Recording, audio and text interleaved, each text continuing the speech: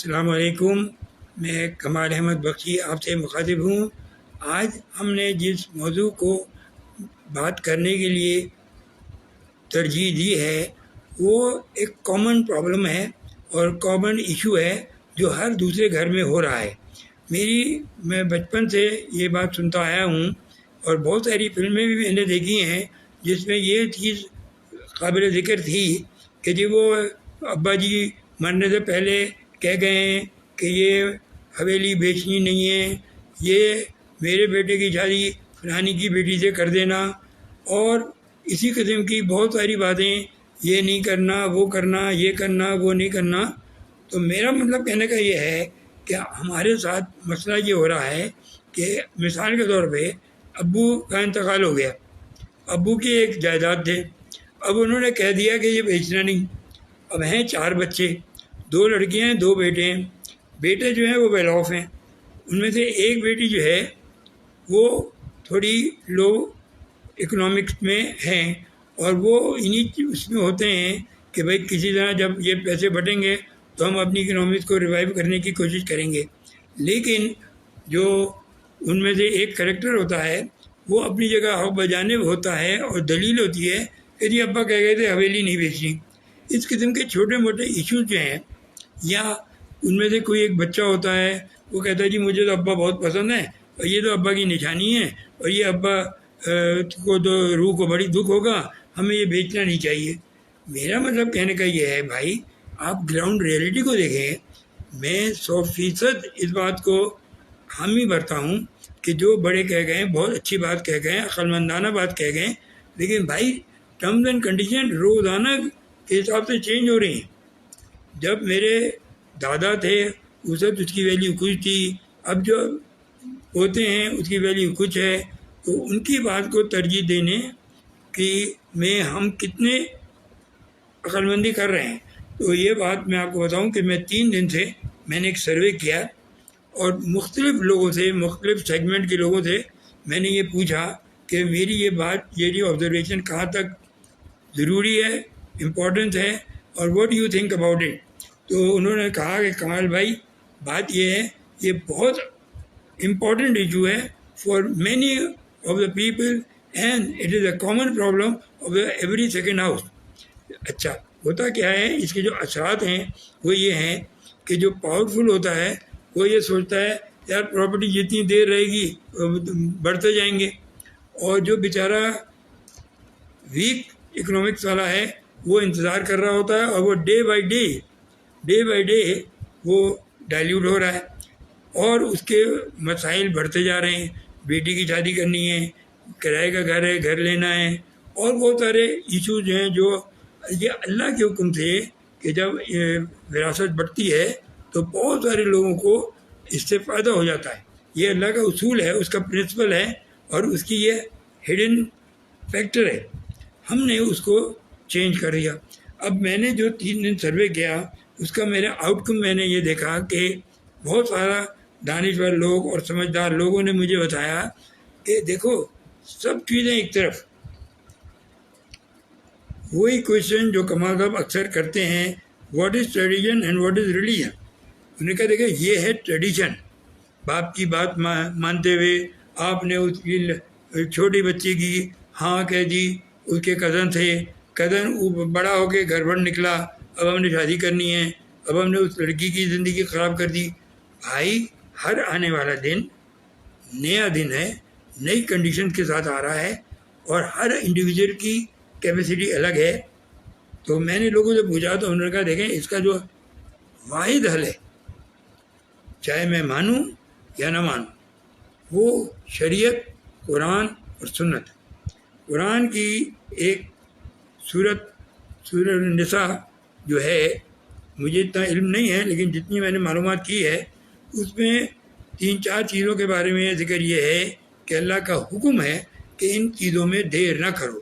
اس میں ایک چیز وراثت بھی ہے۔ بہت سارے یونیک لوگ، میں نام لینا نہیں چاہتا لیکن اچھائی ہے، 3 فیملیوں کو تو میں پکا جانتا ہوں اور میں بیٹ کر سکتا ہوں کہ جو میں کہہ رہا ہوں وہ صحیح ہے، کہ انہوں نے یہ بتایا، ان کے بچوں نے بتایا کہ ہمارے جب دادا انتقال فرما گئے تو دوسرے دن ہمارے 8 تایا چاچا مل کے ایک کمرے میں بیٹھے اور کمرہ بند کر دیا اور یہ نیت کری کہ ہم یہ چیز کو ڈیسائیڈ کر کے اٹھیں گے کہ ہمیں کس طرح بٹوارا کرنا ہے. اور وہ اللہ کا شکر ہے 2 دن 3 دن لگے لیکن وہ کام ہو گیا. اس کا انہوں نے بتایا کہ اس میں جو سب سے بڑی ریزن ہے وہ اس وقت ہر آدمی کا دل نرم ہوتا ہے. باپو جو ہے ابھی نئے نئے مرے ہوتے ہیں تو باپو کے مال میں سب ایک دوسرے سے کوآپریٹ کرتے ہیں, غمگین ہوتے ہیں اور وہ معاملہ نمٹ جاتا ہے. اچھا اب دوسری سائڈ انٹرول سے بعد کی فلم یہ ہے, ارے بھائی ابھی تو ابا کی قبر کا وہ کفن بھی میلا نہیں ہوا, ابھی تو ابا کو مرے ہوئے 40واں بھی نہیں ہوا, ابھی تو سہروزہ نہیں ہوا. تو میں نے اپنے حساب سے یہ آؤٹ کم نکالا کہ ہمیں اپنے آپ کو چینج کرنا چاہیے اور یہ نہیں سوچنا چاہیے کہ ابا کیا کہہ گئے تھے, یہ سوچنا چاہیے میرا اللہ کیا کہہ رہا ہے. اصل وہ مال بھی اللہ کا ہے, ابا تو چھوڑ گئے, ابا تو ایک آنا بھی جیب میں نہیں لے کر گئے بلکہ جیب ہی نہیں تھی.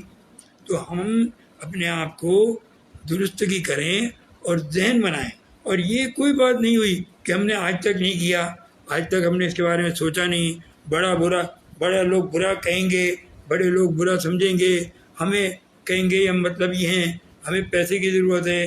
دیکھیے جتنی باتیں آپ کے کان کو بری لگیں گی نا, آپ ایک بات سوچ کر سنیے گا کہ میں اللہ کے لیے کروں, میرا اس میں کوئی ذاتی مفاد نہیں ہے.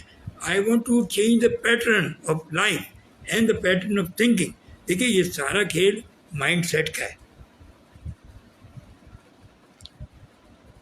ابھی یہی بات کہہ رہا تھا, بڑے مزے کی بات ہے, میں نے جن لوگوں سے بات کی بہت اچھی اچھی باتیں انہوں نے بتائیں. ایک انہوں نے قصہ بتایا کہ اللہ کے نبی کا جو مزار ہے مدینہ شریف میں, اس میں بہت پرانا رنگ کرنا تھا. تو ایک رنگ والے کو ان کو پینٹر دیا اور وہ جالی پہ چڑھا تو 2-4 منٹ کے بعد وہ لڑکھڑا کے نیچے آ گیا. اس نے کہا نہیں جی میں اللہ کے نبی نیچے اور میں اوپر, میں نہیں کر سکا, کسی قیمت پہ نہیں کروں گا, مجھے پیسے بھی نہیں چاہیے اور مجھے کام بھی نہیں چاہیے. 4-5 دن بعد دوسروں کو ہائر کیا, وہ آرام سے چڑھا اور انہوں نے پورا رنگ کیا. تو لوگوں نے کہا یار پہلے والے نے تو یہ کہا تھا, تم نے یہ کہا تھا. کہنے کا دیکھو میں جب چڑھ رہا تھا تو میں یہ سوچ رہا تھا کہ اللہ کے نبی دیکھ رہے ہیں اور میں ان کے چیز کو صاف ستھرا اپڈیٹ کر رہا ہوں اور اس کو نیا کر رہا ہوں, اور اس سے بڑی تو سعادت ہے ہی نہیں. تو دیکھیے دونوں ایک ہی کام تھے اور دونوں کاموں میں کتنا فرق آ گیا. اس میں جو سب سے زیادہ امپورٹنٹ لائن ہے جو میرے ذہن میں ہے وہ ہے یقین. ہمارا یقین نہیں ہے, ہمیں کوئی پرابلم ہوتی ہے, کچھ لاٹری کھلتی ہے, ہم دوسری طرف دیکھتے یار ہمارا پرائز بانڈ تھا نا تو نکل آیا. بھائی پرائز بانڈ تو ذریعہ تھا, آپ کا تو انعام نکلا ہے جو اللہ نے دیا ہے. اسی طرح کوئی تکلیف ہوتی ہے, یار میں نے یہ کرا تھا تو یہ ہو گیا, ہونا ہی تھا, آپ سے بھول ہو گئی, آپ سے گستاخی ہو گئی, آپ معافی مانگیں.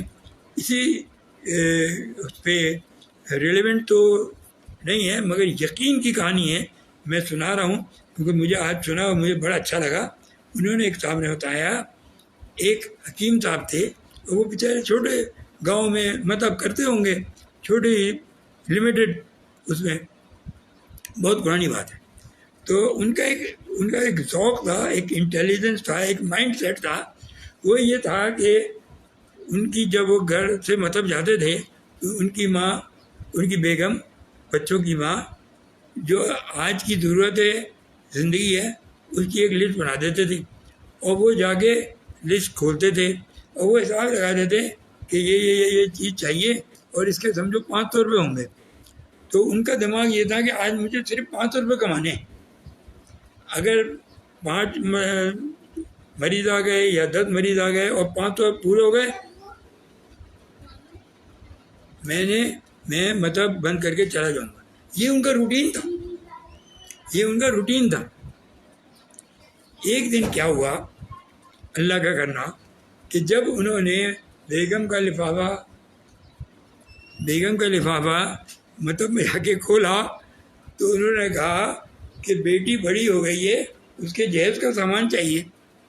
اب انہوں نے تو سر پیٹ لیا، میں نے کہا بھائی جہیز کے سامان کے پیسے میں کیسے لوں گا، اتنے مریض تو آتے بھی نہیں، نہ میں اتنی فیس لے سکتا ہوں۔ بڑے پریشان ہوئے۔ تھوڑی دیر بعد اللہ کی کرم سے ان کے دماغ میں یہ بات آئی۔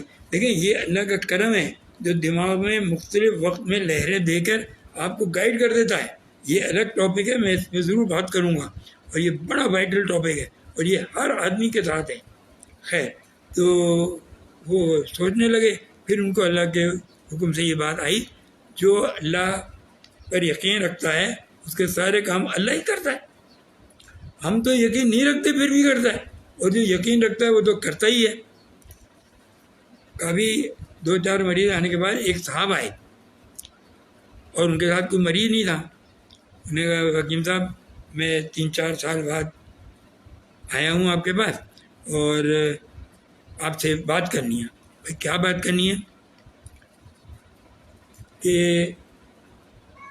اللہ کی مہربانی، اللہ کی ہدایت ہے کہ میں آپ کے پاس یہ لسٹ لایا ہوں، یہ میرے گھر میں میری بچی کا جہیز کا سامان ہے، یہ میں آپ کو دینا چاہ رہا ہوں، اور مجھے یہ قدرتی طور پہ انڈیکیٹ ہوا ہے کہ شاید آپ کو اس کی بہت سخت ضرورت ہے۔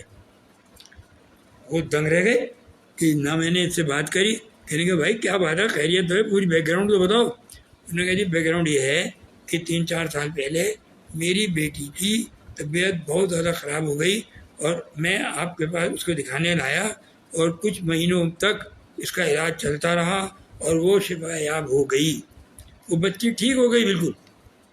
سال گزر گئے، 2 سال گزر گئے، اس کی منگنی ہو گئی، اس کا نکاح فکس ہو گیا۔